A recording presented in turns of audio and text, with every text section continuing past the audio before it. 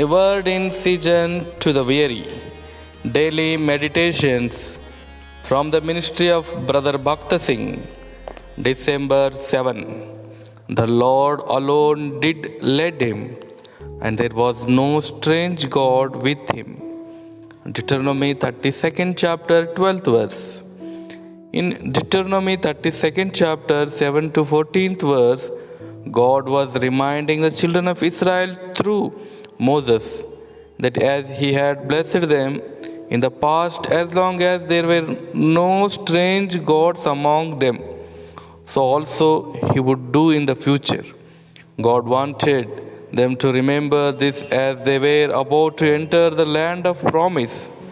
It was very easy for us to forget the blessings we have received in the past and to miss the purpose for which we have been saved by God's grace. But it is good for us to think more and more of the grand and lofty purpose for which we have been sought and saved by Him. It was a constant failure among the children of Israel to forget God and His love and His purpose for them. They thought of Him only when they were in some need, some trouble, or distress. But soon after, their prayers were answered and their request granted. They forgot the living and true God once again and went after strange gods.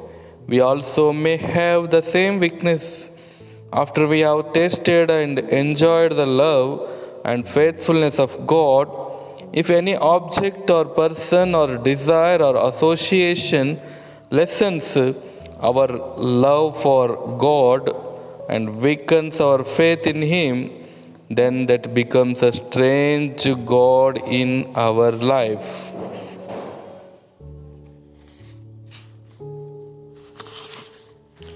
God had blessed Jacob, but he would not go on further with the Lord after that, because there were strange gods in his household. Genesis 35 chapter 2 and 4 verses. God had much greater blessings to give him, much more than he could ever imagined. But he was not in a position to receive them. Even though we have received many blessings already, there are many more which we have yet to receive from our loving Savior. But He will not be able to give them to us as long as there are strange gods in our lives. When God met Jacob at Penuel, He changed his name from Jacob to Israel, which means a prince with God.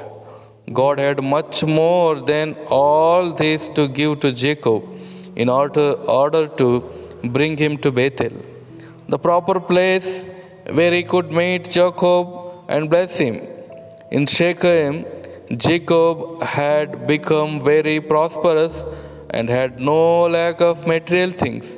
Yet in God's sight, he was very poor spiritually.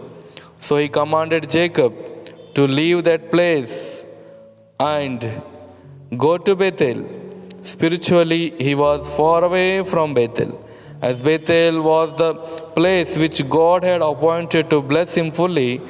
Jacob could not receive the blessings until he came back to Bethel.